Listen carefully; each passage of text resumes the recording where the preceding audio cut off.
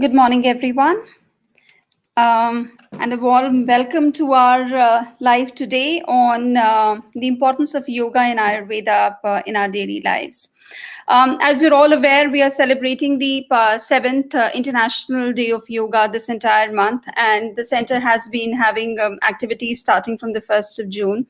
And we've touched upon different aspects, of a healthy lifestyle, or how you can yoga and Ayurveda has actually been able to help us, especially during this time of pandemic.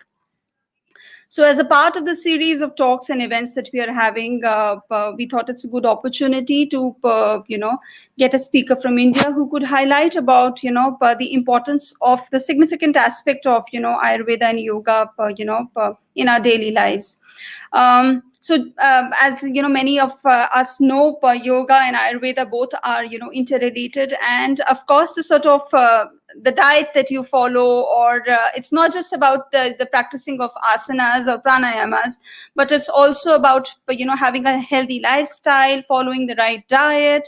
So that's something I think that we're going to touch upon today, that what exactly should be a lifestyle of a yogi, if I can use the word, and how it's going to help us, not just I would say in the time of the pandemic, but in general. I think in the long run, what exactly should be a lifestyle that you should follow to maintain a healthy life, or a healthy daily routine, really.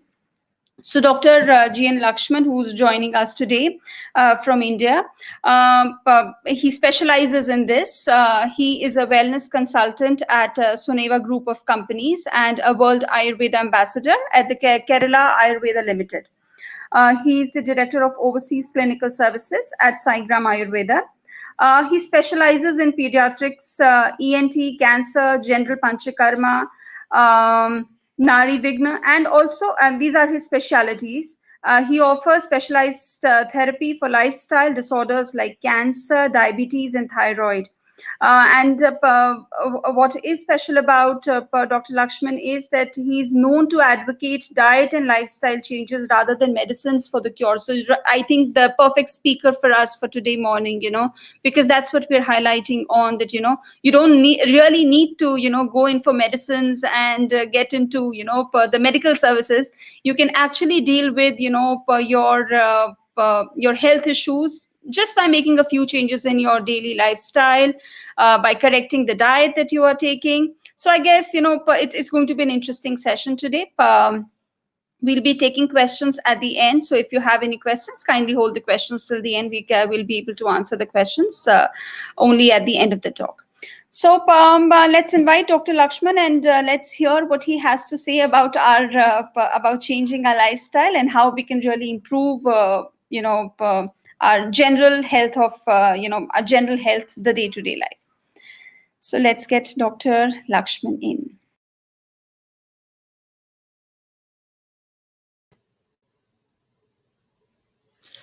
Namaste. Good morning to one and all who are here for the World Wellness Day. Today is the World Wellness Day, perhaps. We are into the 7th International Yoga Day celebrations, but I would like to wish you all a World Wellness Day and a wellness. The motto of the wellness is healthy life, and as we all know, we have been focusing more towards immunity these days and how to maintain our health in a general aspect. So wish you all a happy Wellness Day. Today's topic is about integrating Ayurveda and yoga in our day-to-day practice.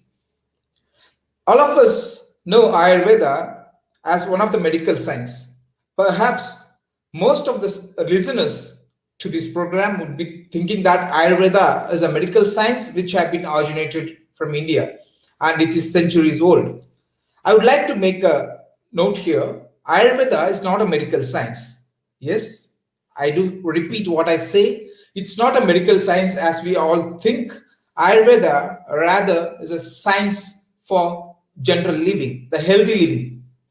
So for the general health, in fact, if we are not infected or if we are not in any disease also, Ayurveda makes us a way how to have a healthy living. That's how Ayurveda has been propounded by the sages centuries of years ago, and they made the collections in the form of treatise, which serves even today with a lot of information on how to be healthy. We say swasthasya swastha rakshanam in Sanskrit. Ayurveda, the verses have been written in Sanskrit because Sanskrit is one of the one of the older and the primitive language of the world. It says swasthasya swastha rakshanam. Swastha means healthy, prevent the healthy life of a healthy individual. Then it says aturasya roganut. Atura means patient. Rather curing the patient from the illness, prevent the wellness of a person. This is what we have been trying to say. We have during this pandemic also, we have been mentioning that how to prevent the healthy life of a person and how to prevent a person to get infected in the race. So Ayurveda main primary focus is swasthasya swastha rakshanam, and we have got a lot of things like the supplements like yoga. We say Ayurveda for the body and yoga for the mind, because these Ayurveda and yoga are parallel among each other. When we say Ayurveda, why do we need emphasis on Ayurveda? Everybody, either knowingly or unknowingly, we do practice Ayurveda in our day-to-day life. Most of them will say Ayurveda, I have not taken Ayurvedic medicine, or I don't know much about Ayurvedic medicine. But when you have a headache or when you have a cold, you take a ginger tea or a tea made from lemongrass and other thing, the soothing tea, which suits your throat as well as suits your body. The thought process of taking that is Ayurveda. I would say your body itself will ask you what it wants. We say today I also came to know that today Brazil celebrate the Valentine's Day. The best Valentine is your own body. Your own body will tell you what it needs in case of the emergencies. For example, when you are tired, when you are doing a lot of work and you feel very fatigued, you may require, your body will say, I will be happy if I take a hot coffee or a hot tea with a lot of herbs. That's how the concept of healthy living started arising. The first thing in your body to get healthy is from your own kitchen. That's why we say mother's food is best nectar in the world rather any other medicine. If the healing starts right from the kitchen and the procedure happens right from the kitchen, I don't think we are into any problems. That's why even the diet which we take is based upon the lifestyle and based upon our healthy living. Most of the diets has got the dosha balance. In Ayurveda, we say we have got three humors. Not only Ayurveda per se in the world, we have 5 elements. The 5 elements form any substance in the body. Mainly ether, which is akasha, air, vayu, agni, which is fire, jala, which is water, prithvi, which is earth. These 5 forms the entire thing, the universe. Whichever thing you take, this is composed out of these 5 elements. Out of these 5 elements, our physical body, the body which we see, is completely made out of 3, which is subdivided into 3 particles, as we say proton, electron and neutron in the atom. The same way we have got vata, pitta and kapha. Vata is a wind element, pitta is a fire element, and kapha is a combination of water element and the earth element together. So these form the substratum for anything to be there in our body.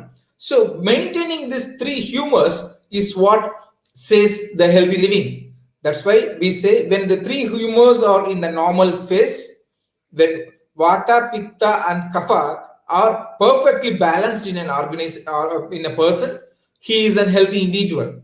When there is any disturbance in these 3 humors, then it leads to the disease.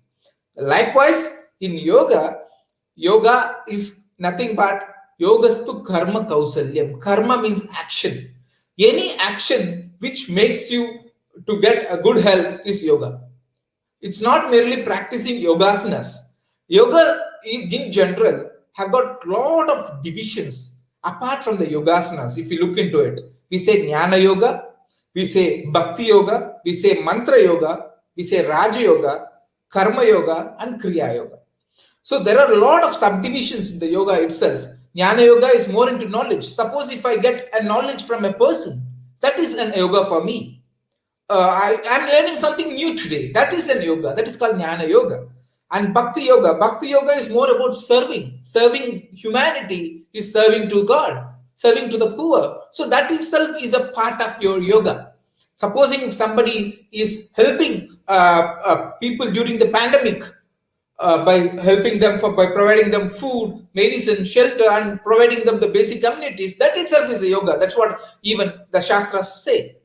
Third is Mantra Yoga. Mantra Yoga is the word which comes from the Aksharas, which has got Yam, Gham, Lam, like that. It has got a meanings. This Mantra Yoga forms together the basis for forming the Shat Chakras. The Shat Chakras has got some mantras which are responsible for attaining the salvation.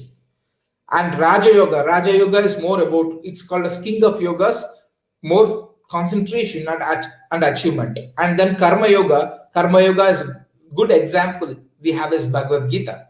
Bhagavad Gita tells how a person should live, how a person to live his life, everything. That all is completely explained in that. It's about the actions, the karma, which we say the actions and the activities we perform.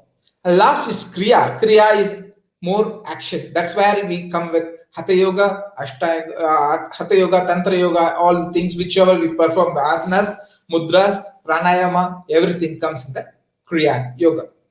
So basically, why this Ayurveda and yoga has been said, and why we have to practice this in our day-to-day life. In those days, there were 4 prime objectives of a person, of a human to live. That is dharma. Dharma is the righteous act. Artha, to earn money. Kama, to have desire. Moksha. Moksha is salvation. So every individual by which a person is living, they have to attain these 4 things. For attaining these 4 things, what is the thing obstructed? For example, if I wanted to practice dharma, if I am not well, I cannot able to practice the dharma. Suppose I want to earn money, or artha means not only earning money, lot of things. If I wanted to earn something, suppose my health is affected, I cannot get into it. And kama, the desire, I cannot get into the desire here. It means the right desires which we do, not the right desire which we have got. So anything affects this may not end in salvation. So you cannot attain the moksha. So owing to that, that's the reason why the acharyas, the saints, have propounded 2 things. One is Ayurveda as well as yoga. So Ayurveda is for the body and yoga is for the mind. That's why we have even in mind 3 gunas, that is the 3 qualities. One is sattva, second is rajas, and third is tamas. If we have a good sattva, if we have a good sattva quality, that means if you have a good absorbing capacity, if you are calm, if you are content, and you are keen to listen on anything, and if you are cool, even in any situation, it is called good sattva. If you have that state of mind, that means you will have complete control on your mind and your body. That's why sattva. We all will tell sattvic food. Most of us would have heard this word sattvic food. What does sattvic food mean? Why do food has got effect on our mind? We are going to look into that. Then rajas. Rajas means angry. It is more into a pitta quality, which I say, by which we get more anger, or we get more greed, or even we lose our temperament. Most of us will say, I get anger very fast, I am short-tempered. These are all the rajas qualities which we have got.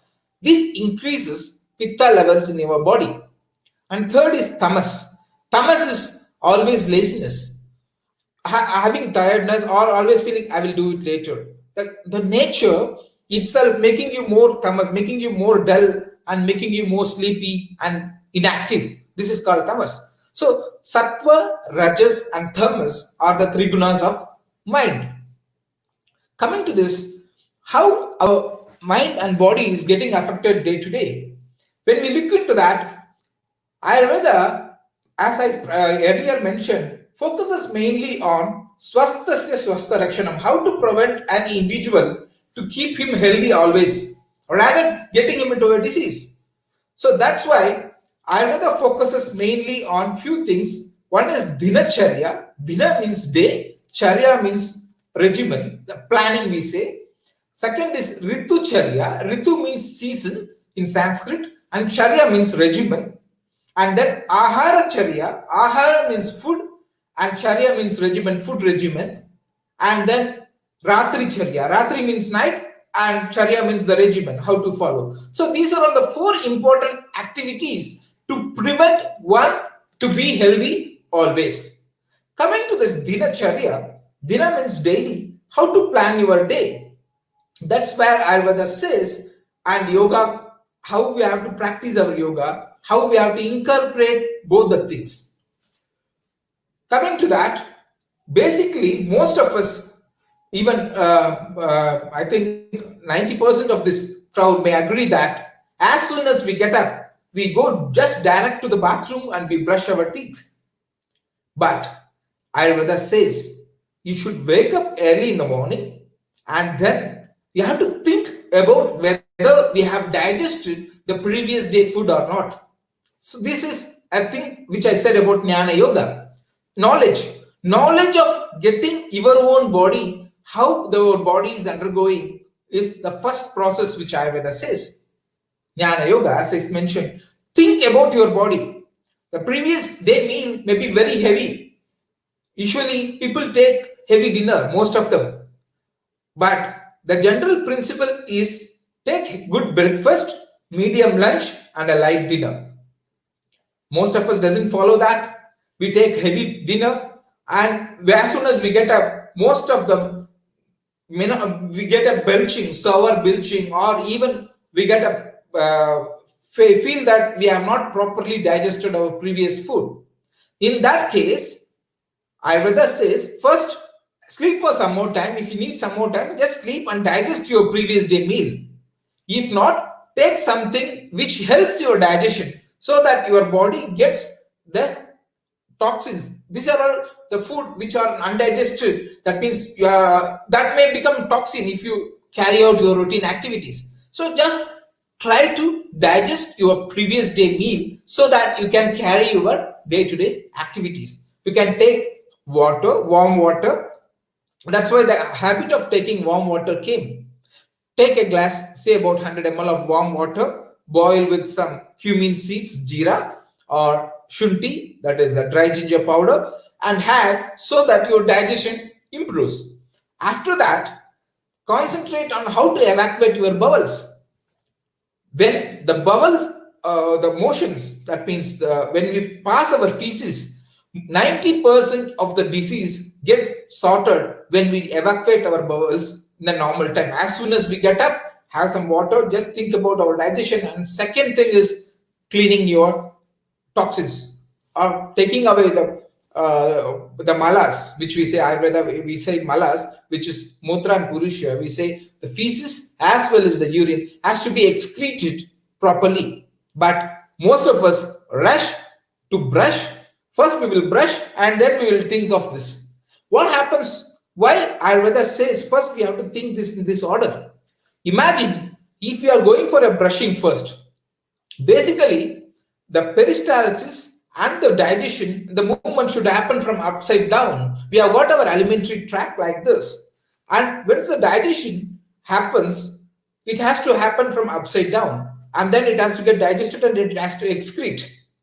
Basically, if you are trying to brush from your mouth and trying to expel it, you are disturbing your peristaltic movement. That's the reason.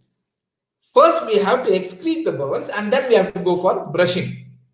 Now, coming to the concept of brushing in sense, most of us will brush either in a toothpaste, which is different toothpaste with herbs. But Ayurveda do suggest to take the brushing with minimal the rasas, that the taste which has got katu. Katu means pungent, tikta means bitter, and kashaya means astringent. So use these three tastes to brush your teeth, to excrete your malas. There are a lot of things like neem, and these days we have been talking more about initially the toothpaste companies said, well, we are brushing, we should not brush with charcoal. Charcoal is bad for our body, salt is bad for our body. But these days everything is coming back. We say charcoal is good for cleaning, salt is good for cleaning. So we are coming back to the older areas. Basically, clean your mouth with an Ayurvedic tooth powder which has got, or a toothpaste which has got basically astringent, bitter, and pungent taste. What it does is it takes out not only the dirt, the vitiated kapha, which I said the element made out of air, air and water, when it gets affected. For example, phlegm. The phlegm which we have is a vitiated kapha. So when you brush with this three taste, it takes out the phlegm and it clears your mouth cavity. By that procedure, we are cleaning out the dirts and the toxins present in our mouth. And then is how after these two things, the dinacharya, I'm explaining you the procedure, and then Ayurveda advises to have an oil bath which is called abhyanga, which has to be done every day. Apply oil on your forehead, ears, as well as in the foot, and then have an oil bath and apply nose, oil in the nose. That is called nasya karma. Nasya karma. Of late, we have found out that people who have been doing this nasal cleaning in yoga also, we say jalaneti, sutraneti. Jalaneti is pouring water and cleaning your nose, and sutraneti is inserting a thread and cleaning your nose. Why this procedure has been very detailedly explained even in Ayurveda and yoga. Imagine, Nasa hi sirasadwaram is a saying in Sanskrit. That means nose is an entry point for your head. So anything which has got infected or vitiated, if you do the cleaning through the nose, that means you are cleaning the entire head. And as well as the phlegm. If you apply this oil, there is an oil mentioned in Ayurveda called Anuthailam. Anuthailam is one of the important oil. If we apply 2 to 3 drops every day, and it has been proven that a lot of people apply this Anuthailam for the immunity, general immunity, and most of them have not got infected. This is what we have been found recent days. But even the Jalaneti and Sutraneti, what we do is we apply oil, we apply water and clean the system, and Sutraneti we apply ghee and then we clean the system. So basically, what it happens is the dirt or is the sinus which is getting affected and the inflammation gets cleared out naturally. So this is one of the procedure to cleanse our body and remove the toxins in a natural way. Ayurveda mentions Panchakarma. Most of them would have been interested to ask what is Panchakarma in Ayurveda. Pancha means 5, and this nasal cleaning is one of the part of Panchakarma. There are 5 cleaning procedures mentioned to take care of one's own health. And yoga also works on the Purva Karma to make this Panchakarma. That is coming under a topic called Vyayama. Vyayama means exercise. So once we do this yogic exercise, and as I mentioned, there are different ways of yoga. What happens is you get the natural. I'm sorry for the power failure. I think I'm.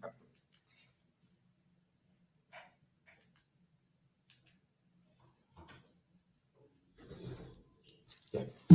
What happens with this is once we start practicing with this Panchakarma procedures, you try to eliminate the toxins from your body by the step-by-step procedural way. Even the Vyayama, which we say is making your body light while practicing the yogasanas. Everybody, whether knowingly or unknowingly, as I mentioned about Ayurveda, we also practice yoga. The women, they carry pot filled with water and keep it in their stomach area like this, and then they walk. It is also a part of yogasana. And we sit.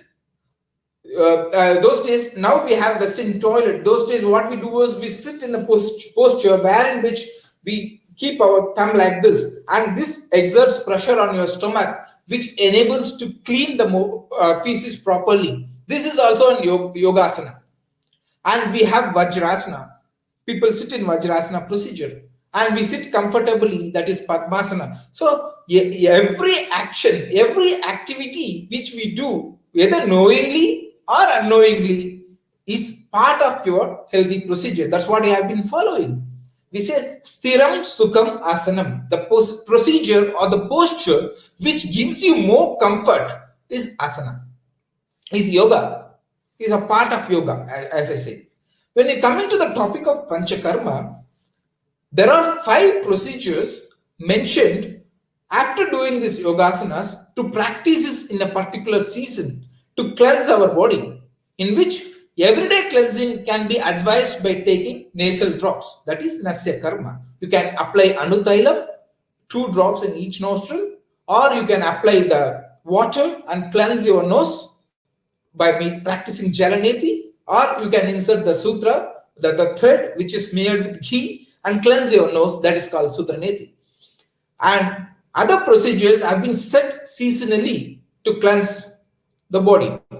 Imagine if you are even seeing a river which has got a fresh water flow.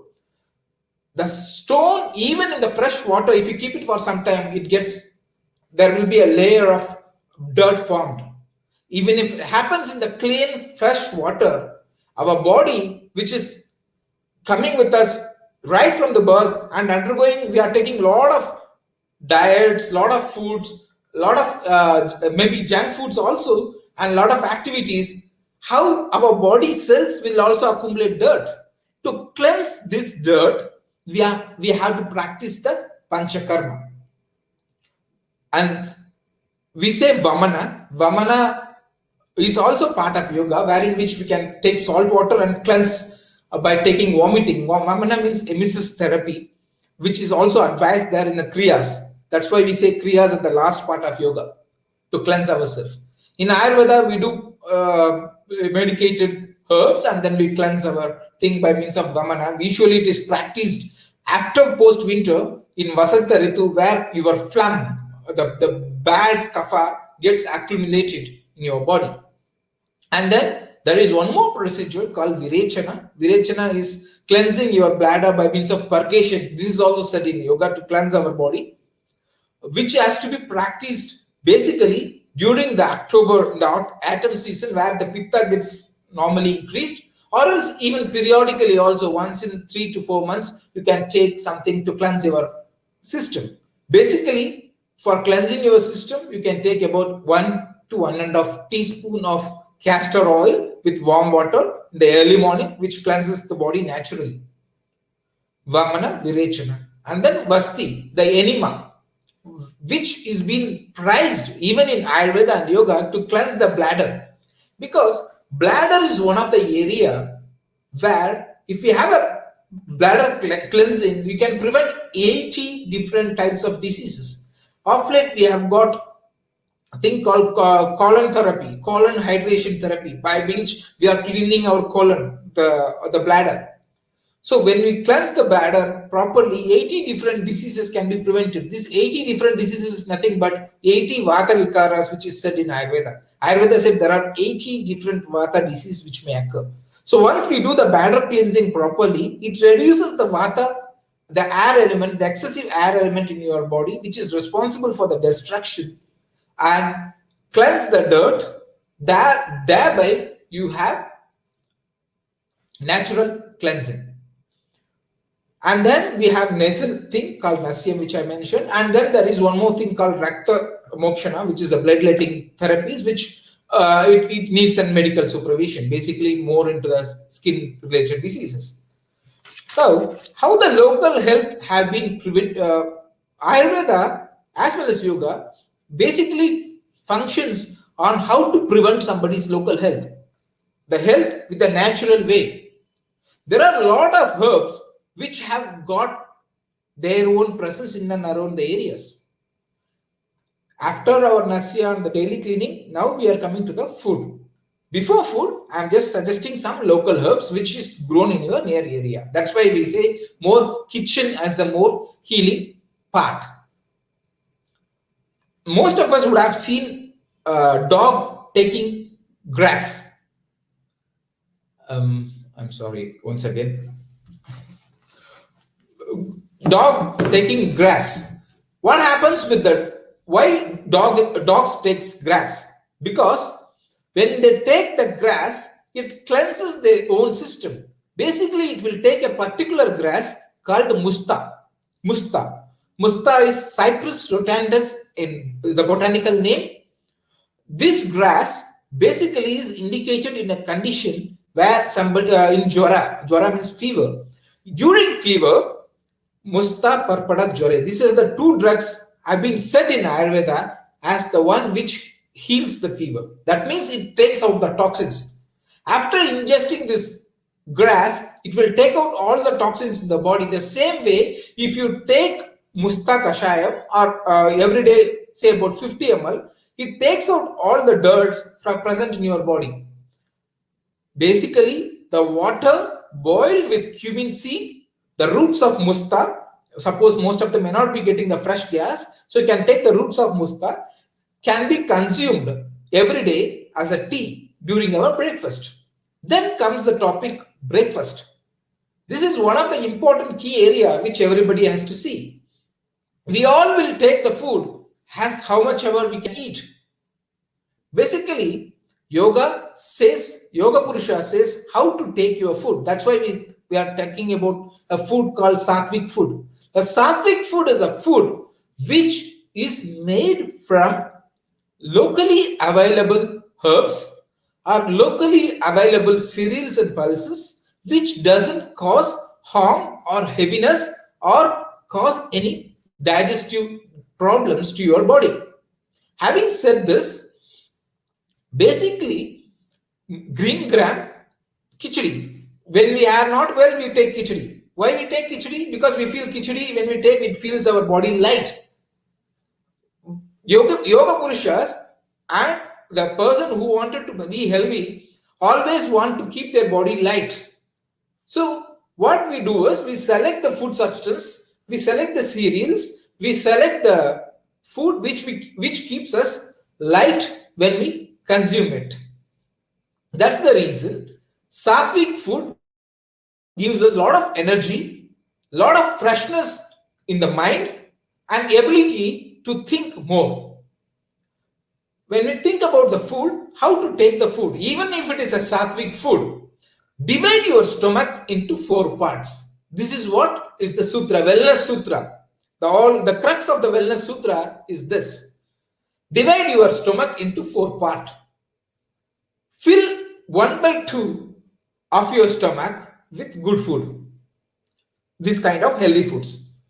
1/4 of your stomach should be filled with water or liquids. So out of 2/4 is food, 1/4 is water, and leave another 1/4 empty so that the gastric juices and the air helps for the digestion, helps for the food to get disintegrated and heals your body, so that the digestion process starts right from the stomach. And also, as we say, it is very light and helps your body to get digested very fast, which prevents the toxic formation. And avoid taking stale foods, the foods which have been said. There is a big chapter. That's why we say Anna Raksha. Anna means food, Raksha means prevention. Ahara Charya, as I said, Dinacharya. After this is Ahara Charya, which mentions what kind of food one has to take. Basically, the food is designed upon the constitution of you. There are 3 different types of constitution, or 3 different body types the person right from their birth. One is Vata. As I mentioned, Vata is air, a person made with an air complexion, air constitution, which is called Vata Prakriti. A typical example which I can say here is Mr. Bean character. Just remember the Mr. Bean character. Second is Pitta Prakriti. Pitta Prakriti is a person who is predominantly with the fire element. Most of the politicians, orators are basically of Pitta constitution. And third is a Kapha Prakriti. Kapha Prakriti is a person with a solid body built and with a fat, plumpy character. Why I am saying this is thinking on their character, they have to select the food. If a Vata Prakriti person takes more Vata provoking food, every food have been said to have some qualities. As I said, we have got 5 elements in our universe. These 5 elements are present in each and every food, even water. The water which if falls from the sky, if the rainwater is said to be the purest form of water. When it falls in a land, based upon the land area, the water falls in the air, the water quality also changes. For example, water in a clay soil, the black soil, the water in the black soil increases kapha. The water from the red soil increases pitta. That means not too much in the mild level. And water in a windy area, in a desert area, increases vata kind of nature. So everything has got these 5 elements together. So basically, a vata person always should take the food which are warm, not the cold one, always lukewarm nature. It also comforts him. He always will prefer, we will say, what do you prefer to have? Cold tea or warm tea? He will say, I would like to prefer a warm tea rather a cold tea, because Vata prefers warm condition. Basically, Vata person is advised to take everything warm and light and easily digestible food with good energy levels, like moong dal.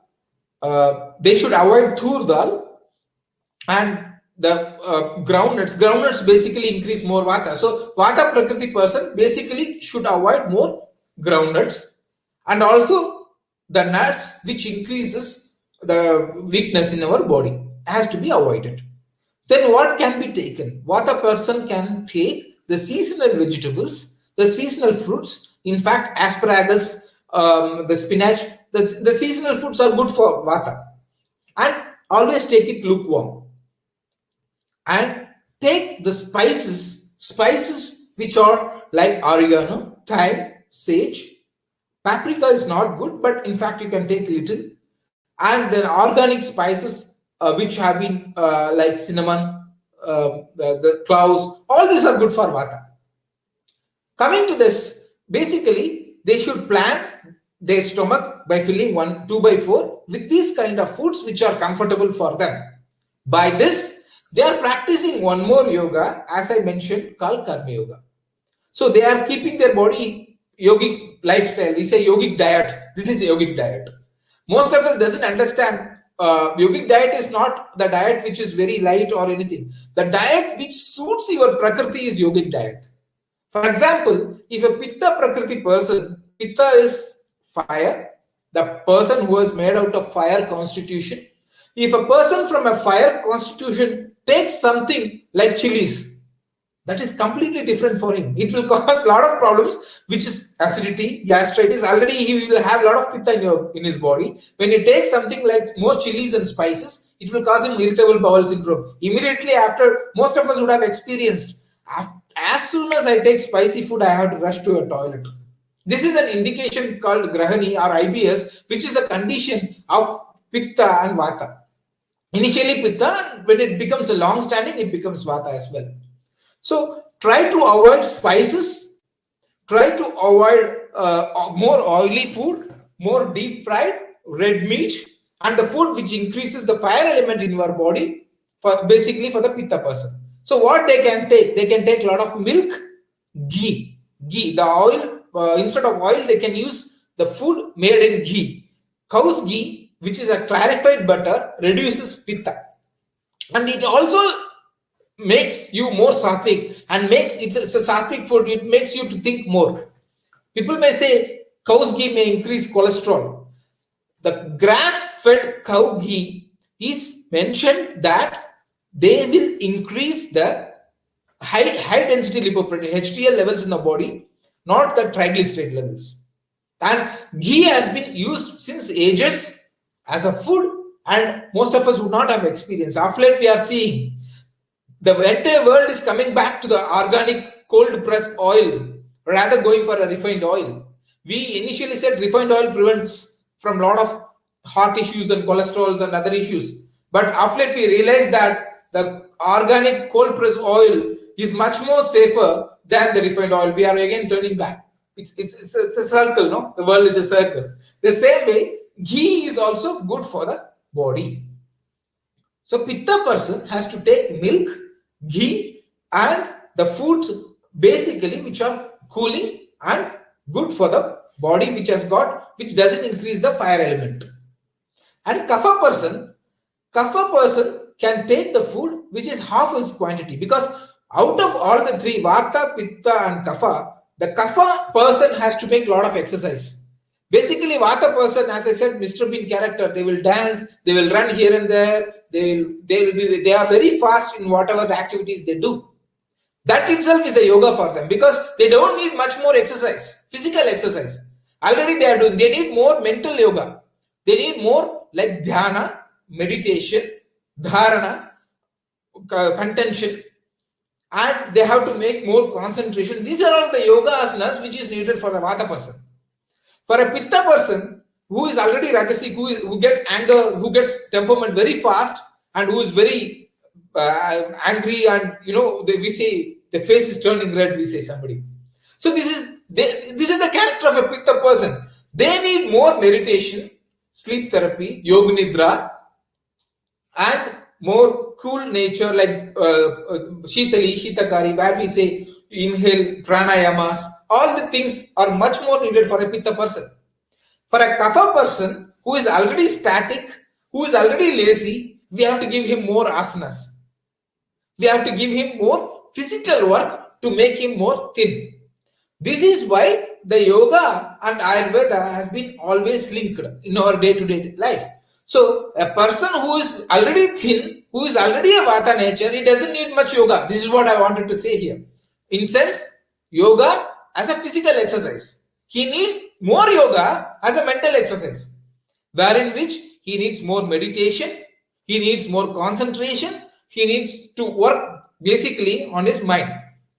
For a pitta person, it needs more yoga nidra. As I mentioned, it needs more meditation, breathing exercises to cool his body, and other kriyas which makes his body cool.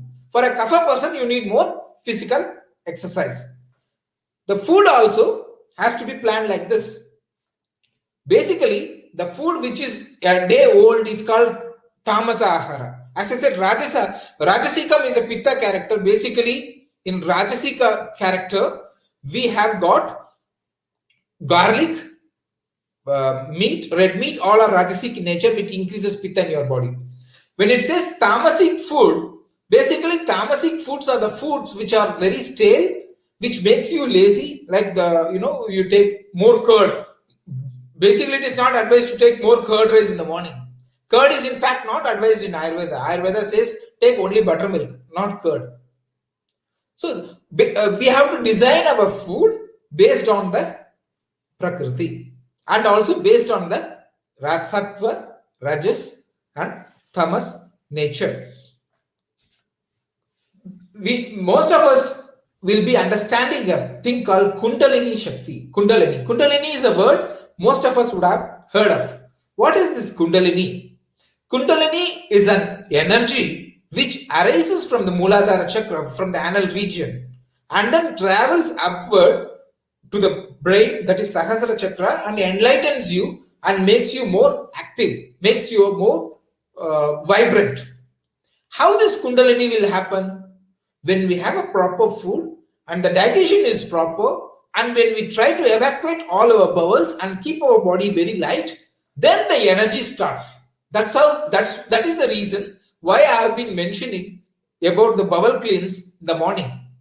So once you cleanse your bowels in the early morning, as Ayurveda says, the energy, the Kundalini, the energy, the center will start from there and then move upwards. while doing the concentration and doing the physical exercise and keep you more active and brisk throughout the entire day. After that, Ayurveda mentions a topic called Ritucharya, which I mentioned earlier. Ritu means seasons. Basically, our diet and exercise and the activities has to be season oriented. In winter, suppose I perform a lot of yogic activities, yogic asanas. The same I cannot perform in summer. People will say, the energy level which I had in winter, I am not having now. That is because the season also has effect on our body. Basically, you can do a lot of yogasanas, lot of physical exercise during December, January and mid-March. But when the summer arises, I'm coming to the context of India, but depending upon the climate in your area, you have to adapt for that. In summer, don't do much exercise because already your body is tired. It needs a lot of rehydration rather doing the exercise. But in winter, your body is very energetic. That's why we take a lot of food. We have a lot of hunger during winter. The reason is the winter actually keeps our body more energetic. So that time you can do double the capacity, the yogic asanas or the physical exercises, so that you don't suffer much. And then autumn season. Basically, we have 6 seasons as per Ayurveda. And also the yogic Indian science, that is, we have winter, pre-winter, post-winter. In that we have 2 parts. One is Hemanta, Shishira, then Vasanta. Vasanta is spring season. And then we have Grishma. Grishma is summer season. And then we have Varsha. Varsha is rainy season. And then we have Sharat, which is an autumn season. And then it comes winter. Again it comes Hemanta. So what happens with this is, with the seasons, there is these 3 humors, Vata, Pitta and Kapha, which keeps on changing. Basically, in summer, Vata mildly will increase, and during the rainy season, it will go to the peak. That's why in rainy season, we may tend to get a lot of Vata related disorders. Most of us will be experiencing body pains, tiredness, weakness, everything in rainy season. That is because of Vata getting increased naturally. So basically what we have to do during that time, reduce much more physical activities, take the food which keeps your Vata under control, like Sattu, that is the rice flakes. Rice flakes are advised during the season. And then take food which are easily digestible and reduces the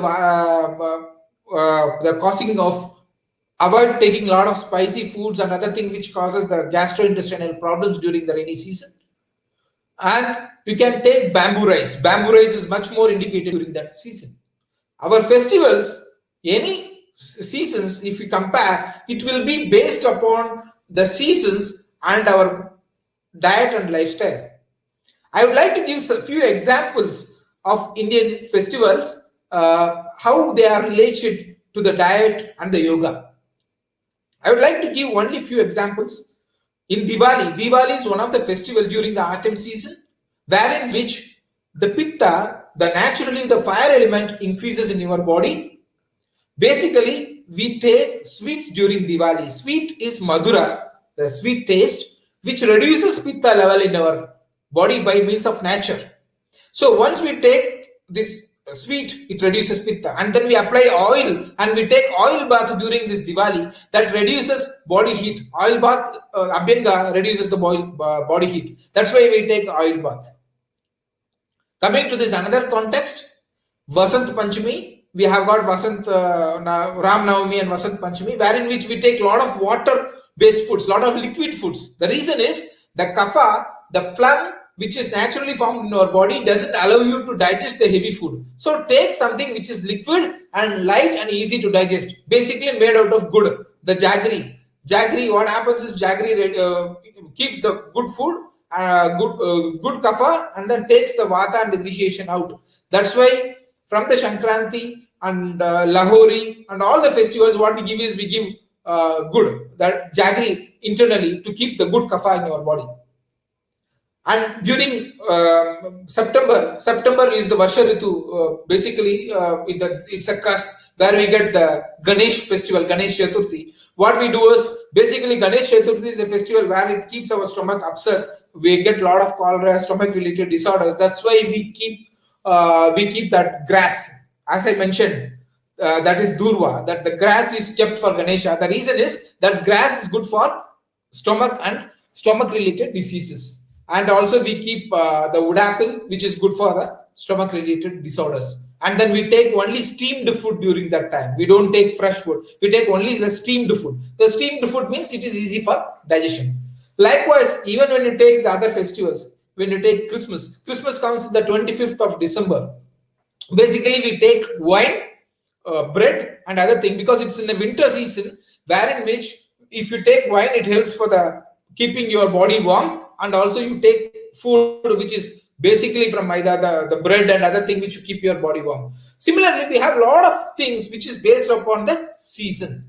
So Ayurveda emphasizes more towards the seasonal food and also the diet oriented advices, so that you keep your body keep going along with the season. Always we say nature and me. If somebody analyzes the nature, what is in the nature is same in me. There are a lot of examples. Again, when we look into a walnut is a nut which looks exactly like that of a human brain. Incidentally, walnut, if you consume it, is good for the brain development. And celery, the celery stalks look like of our bones and joints. So if you take celery juice, it is good for our joints. That's why we say celery stalk, celery juice we take when it is good for the joints, we say. And if you take the heart-shaped leaf, the beetle leaf, it looks like heart-shaped. It is good for the heart. Perhaps there is a study which is going on which says that the plain beetle leaves are good for the heart.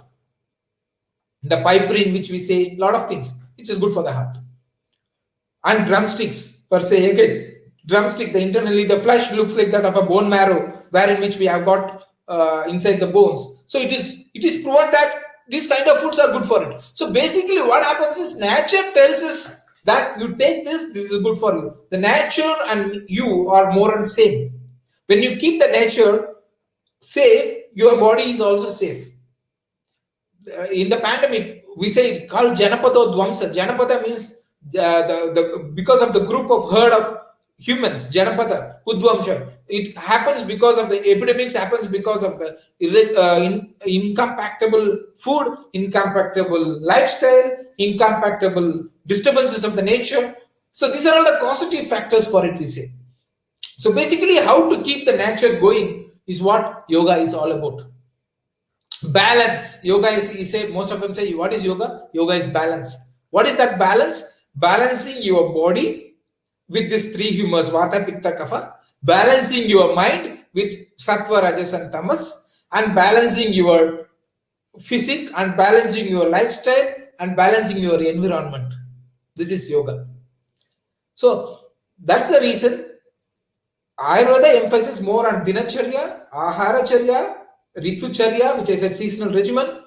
And then there are a lot of foods. I may send it across also after this. There are seasonal foods which on the diet charts which have been mentioned in Ayurveda, which are good for the healthy living. So if you follow that, it keeps your body more healthy. And then Ratricharya, how to plan our food. As I mentioned, the dinner. Most of us will take our dinner after 10 o'clock. Basically, dinner should be taken 1 hour, should not be taken 1 hour after sunset. Most of us would take dinner a lot of people who take dinner during sunset. That is one of the healthy habits. The food which we consume should get half digested before we go for sleep. A lot of us may be suffering from metabolic disorders like thyroid, diabetes, hypertension, sleeplessness, obesity, and other issues, and constipation. All this, when we look into the causative factors, most of them would be taking the dinner at a late night. That is one of the worst practice anyone can follow. Try to take the diet as early as possible so that it gets digested before you go for the sleep. After food, just go for a walk or keep yourself more active so that it helps the digestion. Don't be more static. Don't go for a sleep or don't watch TV. Even sitting and watching TV and ideally, that is also bad. So go for a gentle walk after your food, which helps your process of digestion very fast. Divide your stomach into 4 parts as I mentioned and take early dinner. That's what Ratri Charya means. Taking early dinner and planning and recollecting your day. Like Jnana, first I said Jnana Yoga. What is the knowledge you gained on that particular day? That is the yoga, first yoga, Jnana Yoga. Then Bhakti Yoga. Then thanking God, whom you served during that period, during that day, whom and all you served, who all are got benefited, and what can you do for betterment of the society. Think of it. And then Mantra Yoga. Think of some chantings which keeps your body, mind calm so that you get the natural sleep. And then practice Raja Yoga, which is again concentrating and thinking of the God or thinking of the supreme power which gives you energy, which makes your body more healing. And then Karma, which is Karma Yoga, which is reading good books or listening to a good music. That's also a Karma Yoga, listening to a good music and thinking about the whole day of activities which you planned. And then Kriyas. Just go for a small walking, another thing, and then end your day with a good sleep. People having sleep disturbances, people having obesity, and people feeling very lethargic, all have got sorted out their problem by taking early dinner. One simple correction have made a lot of things systematically in people's mindset. So avoid taking late dinner and try to practice early dinner habit. As I mentioned, divide it into 4 parts so that the body becomes light, the mind also thinks, and then it makes you more yoga. Having said that, I would like to also tell few kitchen-based recipes which keeps your body very light to end my talk. Basically, people will be saying, I have been suffering from diabetes or metabolic disorders and other things. As I mentioned, as you get up in the morning, take warm water boiled with cumin seeds and dry ginger. As I mentioned that is good. Apart from that, there are other few kitchen-based herbs like taking 1 teaspoon of cumin seed, 1 teaspoon of turmeric, 1 teaspoon of methi fenugreek, and then 2 cinnamon rolls. Just dry roast them and then brew it like a tea and have 100 ml in the morning. This is good for the metabolism. Most of us suffer with metabolic disorders like hypertension, blood pressure, thyroid, PCOS, polycystic ovarian syndrome in women. 80% of the issues get sorted out when we take this tea every day in the morning. For 21 days you can have. You can feel the difference in it. Secondly, try to consume the food which are locally grown and which are seasonally grown. And try to make a herbal garden, kitchen-based herbal garden in your own house, which will have tulsi. When you have common cold, where you can take some tulsi seeds, tulsi leaves, lemongrass, cloves, and then turmeric and cumin seeds, and boil them and have it as a tea, which gives you a relief from common cold and a seasonal cold and cough. And then you can also grow asparagus. Asparagus is said to be the best food in Ayurveda. It's called Shatavari, which is a good galactogog for the mothers, especially for the women. For the women health, this is one of the precious herbs which have been said. Basically, it works based on most of the women-related diseases. If you take the asparagus every day, asparagus clear soup or any form of asparagus, it's good for them. And you can also grow amla, or you can also collect the amla and keep it in the dry form also, since amla can be taken either fresh or in the dried form. Both has the same effect. Amla is Indian gooseberry, which is rich source of vitamin C, which is a very good antioxidant. If you consume one amla a day, either you can store it in the form of a rock salt. You can apply rock salt and keep it stored, and then consume it a piece every day. We say apple a day keeps doctor away. I say amla a day keeps everybody away. Yeah, all diseases away. What I mean.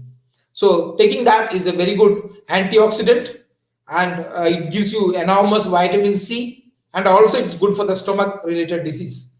In Siddha Purushas, basically in yoga, we say 3 elements which is very, very important for a person. One is morning time. Somebody has to take more ginger. That means if you have that is the kapha time, as I mentioned, that's a kapha kala. That's a phlegm accumulatory earth and water will be more during that time. You can take the water boiled with fresh ginger along with these herbs which I mentioned, and then in the afternoon one has to take the ginger powder, that is the dry ginger, along with his lunch or in any form along with his lunch. And evening one has to take Terminalia chebula, which is haritaki, harade we say in Hindi, Terminalia chebula powder in warm water. This is good. This Terminalia chebula powder, if is available in Triphala. You can take even Triphala also. If you take half a spoon of Triphala with honey and ghee at night, it keeps the eye diseases away. Triphala, Madhu, Sarpibhyam, Nihi, Netra Balayacha. That means if you take at night time with honey and ghee, a spoon of Triphala, it keeps your eye diseases away and also keeps your body energetic. It is called Kaya Kalpa. We practice yoga for saying a term called Kaya Kalpa. No, Kaya means body, Kalpa means energetic body. So by taking Triphala or even Haritaki is a part of Triphala at night time, keeps your body good. That means it is good also not only for the body, it also evacuates the clean bowels. So people say, I have been suffering from constipation. Take early dinner and then take Triphala, a spoon with warm water at night. So that clears your bowels in the early morning in a natural way. So if you take this fresh ginger in the morning, dry ginger in the afternoon, and Triphala or Harade in the night with warm water for a period of 48 days, even a person who walks with stick will throw the stick away and he will start walking normally. That means this is an anti-aging formula. Everybody are curious to bring back your age. If somebody asks you, how old are you? We will be shy to say, hey, I'm 60. But someone says, hey, are you 60? But you look like 80. But there are people at 80s, they look like 40s. This all depends upon the diet, the lifestyle, the yogic way which we adapt, so that it reflects in each and every cells of us. That's why we say anti-aging therapy. The real anti-aging is nothing but having knowledge on your own body. If we have that knowledge, we will be young, energetic, strong, and always glowing. Thank you very much for the opportunity provided. Now it's open for the question and answer.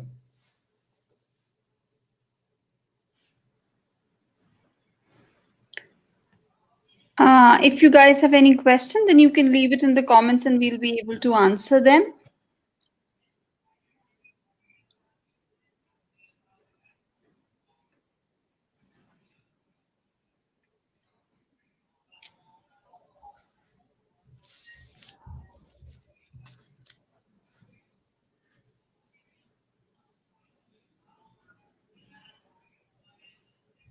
All right, I guess there aren't any questions. Thank you so much, Dr. Lakshman. I guess but the first step is really to understand your body. Once we understand our bodies, I think we'll be able to apply, the learnings that you've given us today. I hope to have you again for another session. And I guess we should next time we can plan for a Portuguese translation or a presentation along with it, so that people can understand it better.